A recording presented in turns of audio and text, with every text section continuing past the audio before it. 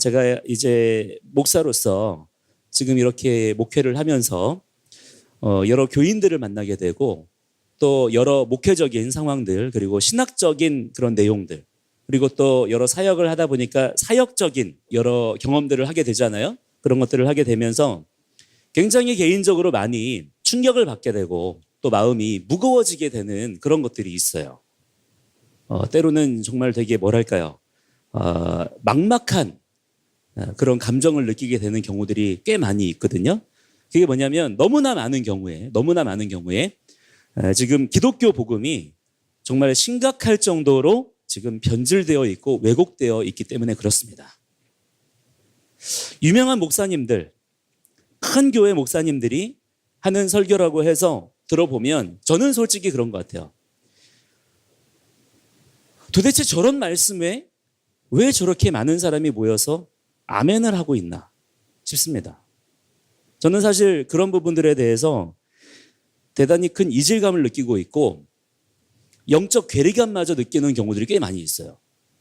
어쩌면 저보고 교만하다고 할지도 모르겠습니다만은 뭐 그런 부분도 분명히 얼마간 있겠습니다만 그러나 솔직한 제 심정이 그렇습니다. 설교라는 게 그냥 자기 얘기, 자기의 주장 늘어놓는 게 아니잖아요. 누가 말빨 줬나 이런 거 경쟁하는 게 아니지 않습니까? 성경을 놓고 말씀하자는 거고 성경을 가르쳐야 될 거 아니에요. 그걸 놓고 보자는 거죠. 근데 들어보면 되게 내용이 성경과는 전혀 상관없는 그런 것들이 되게 많고요. 심지어 어떤 경우에는 반성경적인 얘기들을 막 하는 거예요. 설교에서. 그런 경우들을 너무나 자주 많이 발견하게 되었습니다. 했던 얘기 또 하고 했던 얘기 또 하고. 저 예전에 전도사 시절에 어떤 목사님은 자기 설교 100편을 어떤 파일철에다가 이렇게 정리해 놓고 계시더라고요. 그거를 그냥 교회력에 맞춰서 주차에 맞춰가지고 1주차, 2주차 이렇게 주차에 맞춰가지고 그냥 돌리는 거예요. 그러면서 하는 얘기가 어차피 교인들은 모른다. 다 잊어버리기 때문에 그걸 마치 무슨 자기의 어떤 대단한 목회 노하우인 양 저한테 자랑 삼아 그렇게 얘기를 하시더라고요. 그런데 그런 걸 아는지 모르는지 그냥 아멘이라는 거예요. 그냥 할렐루야라는 겁니다. 그런 걸 보면서 되게 마음이 무너지는 거죠. 솔직히 그 어린 시절 전도사 시절에는 그런 모습을 보면서 소름이 끼치더라고요. 어디 나갔더니 교회 전도제라고 이렇게 주길래 이렇게 받아가지고 읽어보면 저는 그런 걸 느껴요. 도대체 이런 얘기들을 가지고 전도가 될 거라는 사람들은 뭐고 그걸 받고 또 교회에 나가는 사람들은 뭘까? 대체 어느 부분에 어떤 내용에 동의가 된 걸까? 너무나 의아한 부분이 많은 거죠. 조금 내용이 어설픈 정도가 아니라 대단히 사실은 그 내용만 놓고 보자면 이단적인 메시지를 왜곡하고 성경의 진리를 오히려 파괴하는 수준의 그런 내용들이 되게 친절한 말투로 예쁘게 포장되어서 막 뿌려지고 있더라고요. 그런데 그걸 기독교 복음이라고 착각하는 경우들이 다반사더라고 하는 것입니다. 그러면 뭐 그러겠죠. 그러니까 은혜지 않겠냐. 성령님의 역사인 거다. 그러니까 이성을 초월하는 믿음의 능력이지 않겠냐. 뭐 이런 식으로 얘기할 수 있겠지만은 저는 그런 식의 얼버무리는 말에 참 절대 동의할 수 없는 게요. 좋아요. 그러면 여러분 뭡니까? 열매를 보아 안다 그랬잖아요. 만약 그게 전부 다 믿음의 능력이었고 성령님의 역사였다 그러면 지금 이 나라가 이 모양 이 꼴이겠으며 한국 교회의 수준이 지금의 이 정도의 저급한 수준에 머물러 있을 수 있었겠습니까? 다음 세대 우리 자녀들이 지금 썰물 빠지듯이 교회를 떠나가겠냐 이 말이에요. 저는 되게 지금 직관적으로 냉정하게 우리 자신을 바라봐야 될 상황이라고 생각이 드는 것입니다. 지금 그냥 한국 교회에 나타난 상황들을 보시고 지금의 한국 사회와 우리가 처한 지금의 현실들을 보세요. 그리고 지금 우리의 가정과 우리 자녀들의 영적 상태를 한번 직관적으로 보시기 바랍니다. 그럼에도 여전히 우리가 그동안에 이해해왔던 복음의 내용이 또 설교의 내용이 교리적 해석과 성경을 이해하는 수준이 그래도 맞다라고 생각이 되시는지 최소한 이러한 부분들에 대해서 우리가 문제인식이라도 가져야 될 텐데 그냥 예전에 해왔던 방식 그대로 고수하고 있는 거예요. 특히 가장 기본적이라고 할 수 있는 우리 기독교 신앙의 기본 전제, 그리고 창조 질서에 대한 부분들 뿐만 아니라 각 용어들의 개념 정의들, 이런 것들이 지금 너무나 교회 안에서 엉망으로 지금 되어 있다 보니까 참 무슨 얘기를 어디서부터 어떻게 해야 될지 제대로 하기가 되게 어려운 부분이 지금 많이 있습니다. 너무 많이 지금 꼬여 있어요. 지난 2000년의 기독교 역사라는 게 생각처럼 그렇게 스무스하지 않았습니다. 굉장히 많은 우여곡절들이 있었고요. 사실 인간적으로만 놓고 보자면 과연 지금의 이 기독교라는 종교가 도대체 어떻게 지금 이렇게 존재할 수 있을까 싶을 정도로 너무나 많은 허점과 약점을 가지고 있어요. 참 그러고 보자면 은혜는 은혜예요. 그런데 두려운 건 뭐냐면 이 은혜의 시간들을 고집으로만 채워가고 있다는 것이 오히려 한편으로는 두려운 것이 되는 것입니다. 특히 그동안 나름대로 신앙생활을 열심히 해왔다고 생각하신 분들일수록 그 옛부대, 그 낡은 가죽 부대가요, 되게 단단하고 두껍습니다. 잘 안 찢어져요. 아니 사실 찢으려고 하지도 않죠. 너무 화려하게 치장이 되어 있고 되게 내가 애착을 가지고 있고 새 술보다는 오래 묵힌 술을 더 좋아하는 사람의 기본적인 죄의 본성이 있기 때문에 그렇습니다. 그래서 잘 바뀌지 않아요. 그래서 문제가 잘 해결되지 않는 것이고 점점 더 복잡해지고 어려워지기만 하는 것입니다. 그런데 지금 이 시대만 그런 게 아니고요. 사실은 이런 모습들이 성경 속에 계속 나오는 패턴들이에요. 역사적으로도 계속 반복되어 왔던 패턴들이고요. 늘 그 옛부대를 찢으려고 했던 사람들은요, 그 당시에 별로 인기가 없었어요. 오히려 공격을 받았고 무시와 조롱을 당했죠. 그러나 시간이 흐른 뒤에는 누가 옳았는지가 드러났습니다. 그게 성경에 반복되는 패턴이에요. 그렇지만 그럼에도 불구하고 어때요? 그 근본은 바뀌지 않더라고요. 놀랍게도 계속 그러한 패턴이 반복되기만 하는 거예요. 지금 이 시대도 마찬가지인 것입니다. 그래서 저는 지금 저에게 맡겨진 역할이 바로 그거를 바꾸는 역할이라고 생각하는 거예요. 저는 그렇게 인식을 하고 있어요. 지긋지긋한 이 한국교회의 이 옛부대, 그 견고하고 화려한 옛부대를 어떻게든 찢어내서 그 안에 담겨있는 곰팡내 풀풀 나는 그 묵은 술을 다 쏟아버리고 하늘로부터 부어지는 새 술을 담아내는 자들이 돼야 될 줄을 믿습니다. 그런데 그게 쉬워요, 어려워요? 쉽지 않은 거예요. 어려운 거예요. 아마 방금 전에 제가 표현했던 그 한 문장조차 그게 대체 무슨 말이야? 잘 이해되지 않는 분들도 아마 있을지 모르겠습니다. 그렇다면 그렇게 되는 가장 근본적인 이유가 뭐냐? 저는 그걸 바로 성경 난독증이라고 저는 그렇게 진단을 해요. 성경을 읽는다고 하지만 옛부대에 너무 강하게 고착되어 있는 거죠. 그래서 제가 계속해서 가장 중요하다고 말씀드리는 게 뭐예요? 두 가지가 있죠. 첫째, 성경을 소리내서 읽을 것. 가능하다면 암송하기를 힘쓸 것. 둘째는 히브리적인 관점을 회복할 것. 그런데 이 두 가지부터가 현재 한국교회 그리고 현대교회가 가진 옛부대로서는 이해가 안 되는 거예요. 받아들여지지 않는 것입니다. 왜냐? 내가 모르는 거고 내가 불편한 거고 내가 좋아하지 않는 거니까. 내가 익숙하지 않은 거예요. 그만큼 지금 우리 신앙생활이 딱딱하게 굳어가지고 유연하지 않아요. 나를 유연하게 하고 성경의 말씀을 진리를 단단하게 세워가야 될 것인데 지금 이것을 거꾸로 하고 있어요. 나 자신은 단단하게 고집부리고 있고 오히려 성경을 내 편한 대로 유연하게 적용해서 나에게 맞추려고 하는 것입니다. 그게 뭐예요? 그게 바로 메시지의 왜곡과 변질인 것입니다. 그게 인본주의 신앙의 시작인 거예요. 황금송아지는 그렇게 만들어지는 것입니다. 지금 이 패러다임을 우리가 바꿔야 된다라고 하는 거예요. 그렇지 않으면 지금의 이 우리 눈앞에 펼쳐져 있는 결코 남의 이야기만이 아닌 이 한국교회의 문제, 지금 한국 사회의 뿌리 깊은 곰팡이는 절대 해결되지 않는다라고 하는 것입니다. 앞으로 점점 더 굶어 터질 거예요. 자, 인본주의 신앙이 나쁘다는 거 아마 다들 알고 계실 것입니다. 그런데요, 이 인본주의 신앙이라는 것이 어디 멀리 있는 게 아니에요. 되게 사실은 가까이에 있고요. 지금 여러분 자신도 다 가지고 있는 것입니다. 저도 가지고 있어요. 정말 늘 깨어서 나 자신을 쳐서 복종시키며 말씀을 우리가 소리내고 말씀을 기억해내고 말씀에 우리의 인생이 사로잡힌 인생이 아니라면 사람의 기본적인 본성은 어떻습니까? 눈앞에 안 보이는 하나님보다 당장 내 눈앞에 보여지고 만져지는 나에게 익숙한 나에게 편안한 황금 송아지를 섬기는 게 훨씬 더 편하고 마음에 들어 하는 거예요.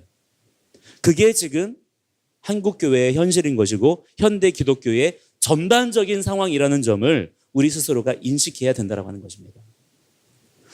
출애굽기 32장에 보시면 이스라엘 백성들이 시내산 밑에서 뭐를 만들어요? 황금 송아지를 만들잖아요. 자기들이 가진 모든 금붙이 다 내놓아가지고 황금 송아지를 만들어내지 않습니까? 자, 그때 그 기록의 말씀을 잘 보시면요. 그들이 야, 이제는 우리 하나님 못 믿겠으니까 우리 이제부터는 황금 송아지 신을 만들어서 섬겨야 되겠다 한 게 아니에요. 그들이요, 황금 송아지 신상을 만들어 놓고는 그걸 뭐라고 부릅니까? 그 신상을 사실상 야훼, 여호와라고 부르는 거예요. 그러니까 자기들의 입장에서는 뭐냐면 지금도 여전히 동일하게 자기들은 누구를 믿고 있다는 거예요? 하나님을 믿고 있다라고 얘기하고 있는 거예요. 그게 그들이 가진 생각이었어요. 우리는 하나님을 믿고 있어. 그러나 하나님께서는 그들의 그러한 모습을 보시면서 뭐라고 말씀하십니까? 그들을 진멸하시겠다는 거예요. 내가 그들에게 명령한 길에서 그들이 속히 떠났다는 것입니다. 이사야 말씀에도 보시면요, 이스라엘 백성들이 예배드려요. 열심히 예배드립니다. 그런데 하나님께서 뭐라고 말씀하시냐면 제발 저들로 하여금 예물을 가져오지 말라고 하래요.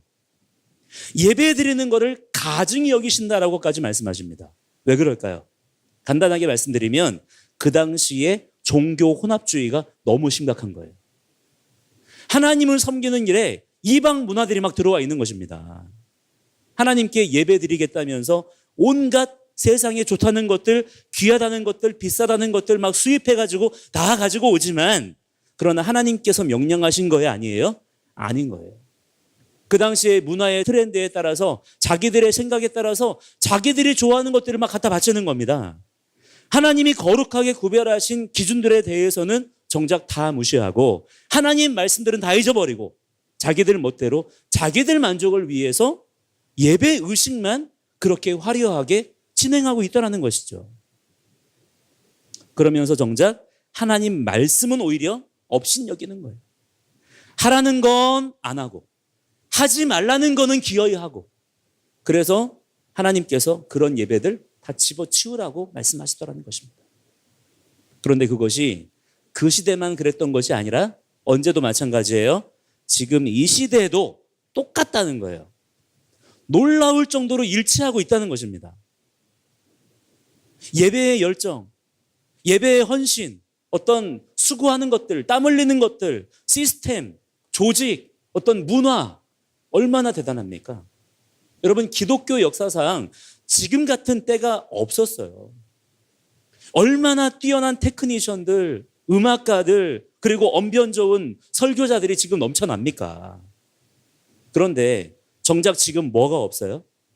지금 이 시대가 뭐가 없는 시대입니까? 말씀의 기근의 때입니다. 말씀의 흉년이에요. 말씀에 순종하는 한 사람 찾기가 어려운 거예요. 이 나라가 지금 여러분 왜 이렇게 된 줄 아세요?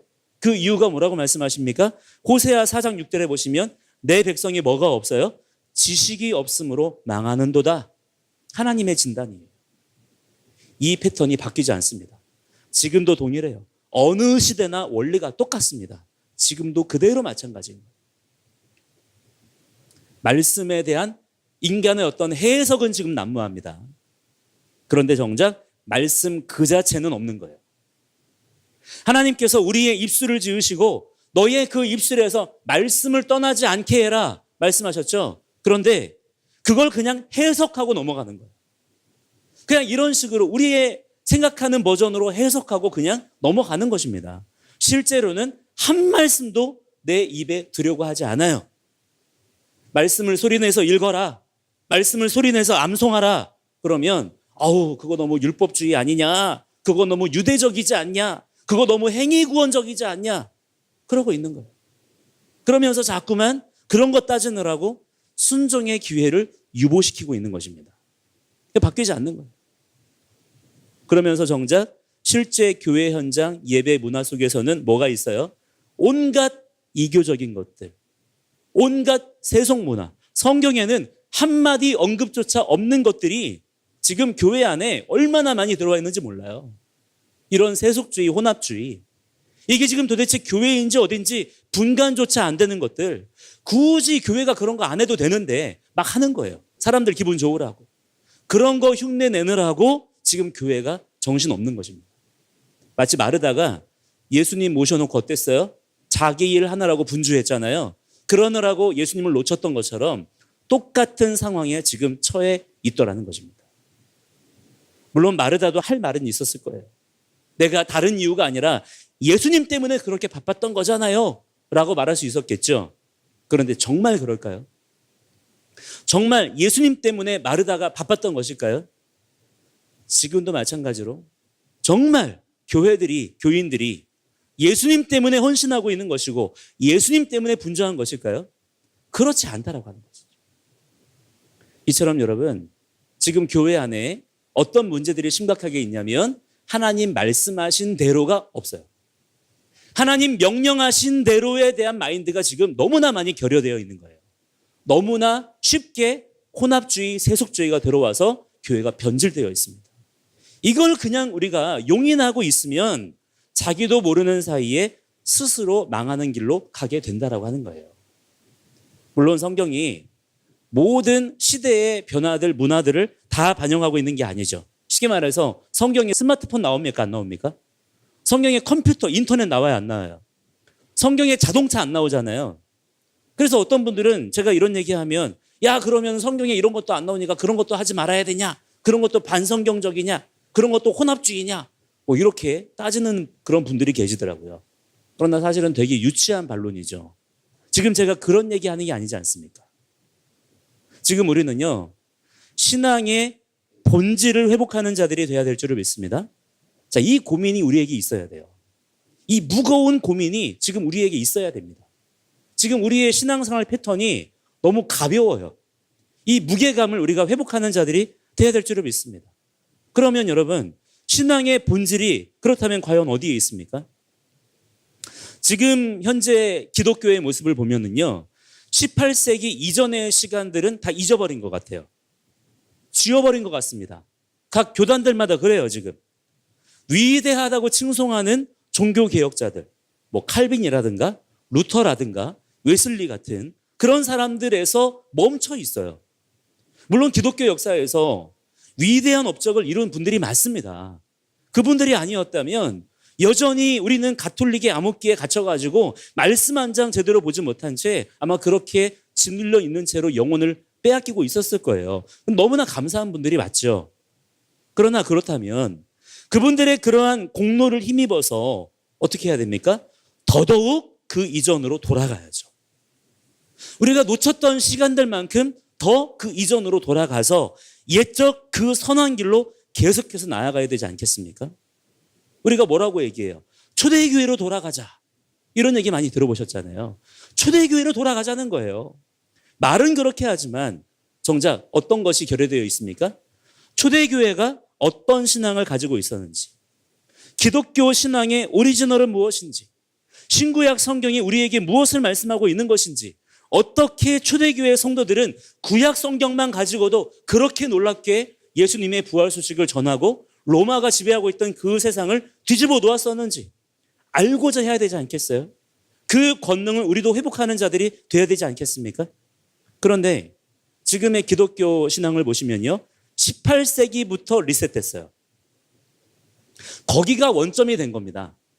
그래서 종교개혁 이후에 가톨릭의 색채를 프로테스탄트 교회가 100% 다 벗어내지 못했단 말이에요.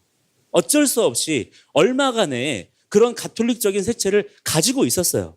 그 한계성, 그 혼합주의와 세속주의를 털어내지 못한 채로 그대로 지금 가지고 있는 거예요. 그 채로 지금 마치 그게 우리 기독교 신앙의 오리지널인 양 거기에 멈춰 있는 것입니다.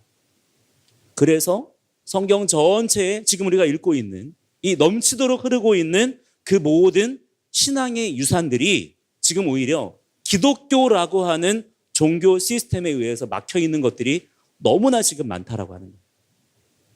저는 바로 이 부분을 우리가 지금 이 시대 가운데 깨닫고 회개하고 돌이켜야 된다라고 생각하는 것입니다. 우리가 물론 그렇게 의도한 건 아니었겠지만 그러나 무지함도 죄입니다, 여러분. 우리가 알지 못하는 중에 부지 중에 행한 것도 죄예요. 그렇게 그냥 흘러온 거죠. 우리가 알지 못해서. 그렇기 때문에 우리가 회개하자는 거예요. 그러나 사실은 무지함 때문이라고만 할 수는 없는 거예요. 왜? 우리가 이미 성경을 가지고 있었잖아요.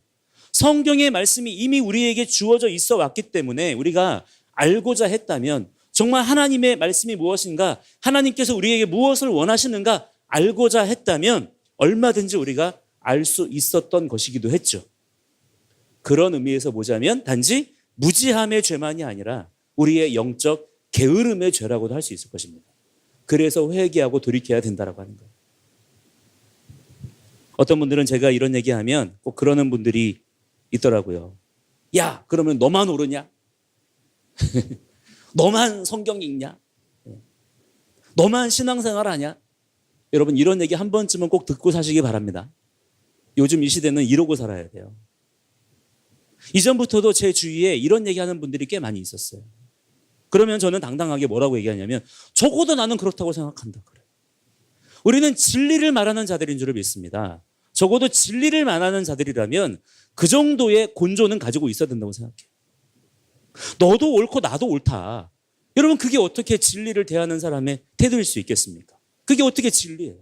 다들 동의되는 선에서 다들 마음 편한 선에서 적당하게 타협하고 손잡고 말하자고 한다면 그게 무슨 진리냐 이 말이에요. 진리는 그런 게 아닌 것입니다. 누구 한 사람이 맞다라고 한다면 다른 사람들은 자동으로 틀리게 되는 것이 진리예요. 그래서 진리는 원래가 배타적인 것이고 불편한 것이고 비협조적인 것입니다. 그래서 결정적으로 뭐가 다르냐? 진리는 열매가 다른 거예요. 오직 진리만이 열매 맺는 줄을 믿습니다. 진리는 열매가 확연하게 다른 거예요. 열매를 보면 확실히 알 수 있는 거예요. 그래서 우리가 담대할 수 있는 것입니다. 저는 그래서 두 가지의 근거를 가지고 자신 있게 지금 이 자리에 서 있는 거예요. 첫째, 기록된 말씀이 있다는 점. 우리는 하나님의 기록된 말씀을 받은 자들인 줄을 믿습니다. 저는 번역 무호서를 믿진 않아요. 어떤 번역이 완벽하다. 저는 그럴 수가 없다고 생각합니다. 그거는 불가능한 거예요. 그러나 성경 무호설은 절대적으로 믿는 사람이기 때문에 진리를 알고자 하는 열정이 오늘도 우리 가운데 살아있다라고 한다면 그 말씀의 울타리 안에서 안전하다라고 생각합니다. 이단으로 빠질까 봐 걱정하지 않으셔도 돼요. 하나님의 말씀을 알고자 하는 사람, 오늘도 베레아교회 성도들처럼 그렇게 과연 그러한가 성경의 말씀을 배우려고 하는 사람이라면 이단에 빠질까 걱정하지 않으셔도 됩니다. 안전하게 보호함을 받는 거예요. 말씀의 울타리 안에서. 둘째는 뭐냐면 그러므로 반드시 열매를 맺게 될 거라는 점. 이제까지도 그 믿음의 실험을 통해서 열매를 맺어왔고요.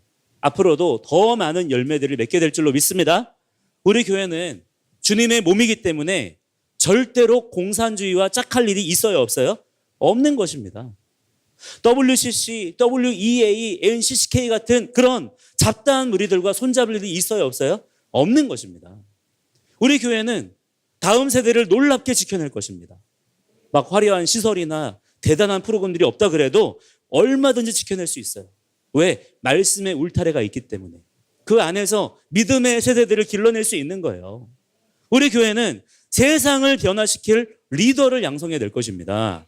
가정의 변화와 회복이 일어나게 될 거예요. 무엇보다 우리 주님 다시 오실 그날까지 변절하지 않는 그루터기와 같은 교회로 남겨지게 될 것입니다. 그게 어떻게 가능하냐?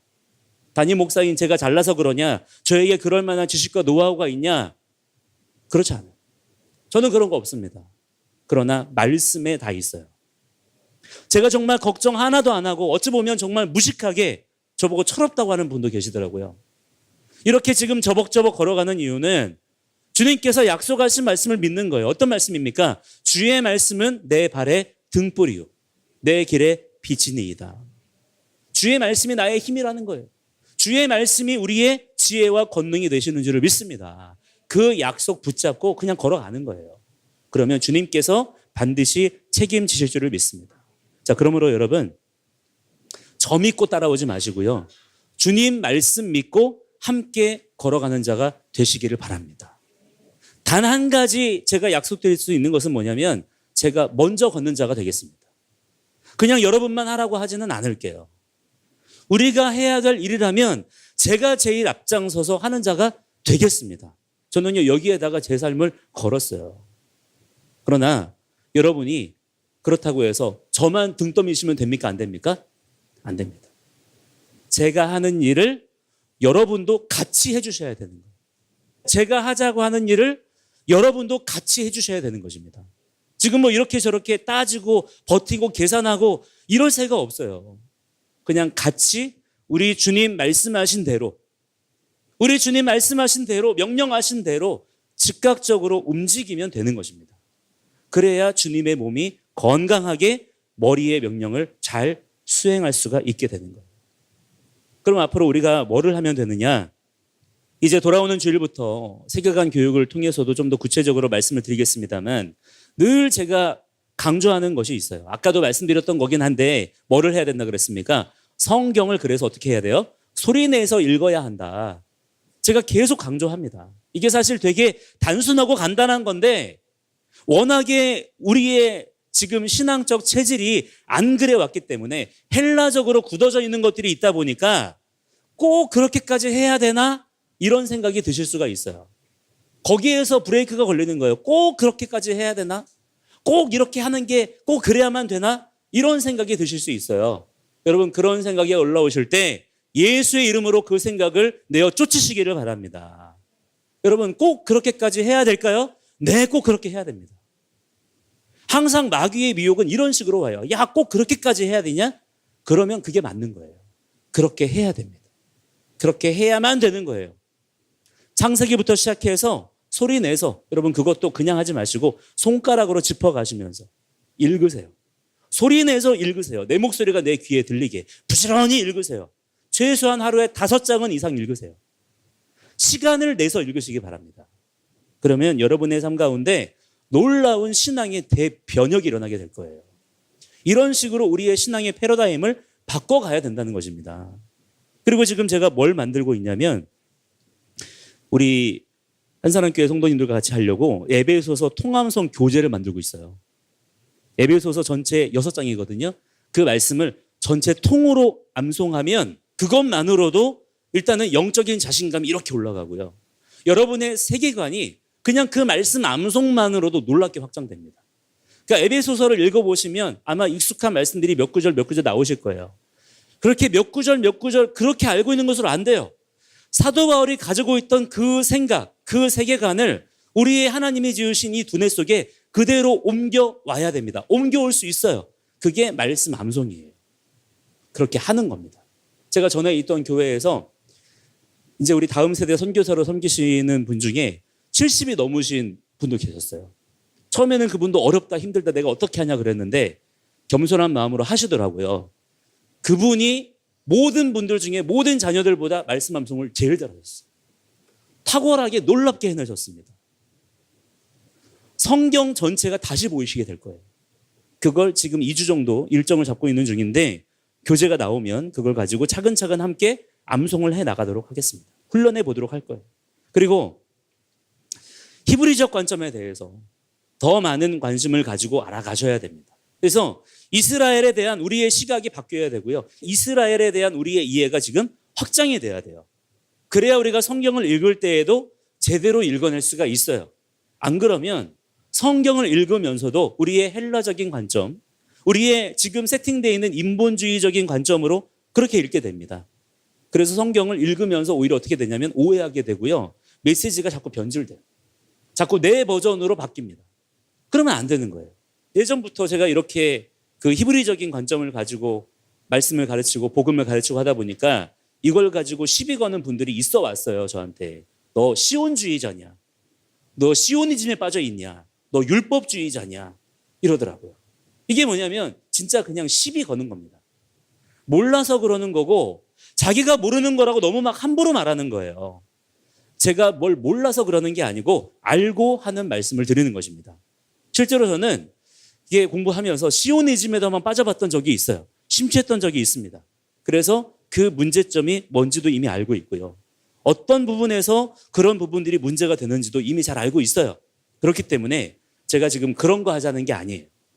이스라엘에 대해서 완전히 지금 기독교가 오해하고 있고 놓치고 있고 교회 안에 사단이 뿌려놓은 가라지가 있고 그래서 그리스도 안에서 하나로 연합된 유대인과 이방인이라는 그 관계를 오히려 교회가 스스로 부정하게 하고 미워하게 하는 그런 일들이 지금 벌어지고 있는데 이 흐름을 우리가 말씀 붙잡고 깨야 된다는 것입니다.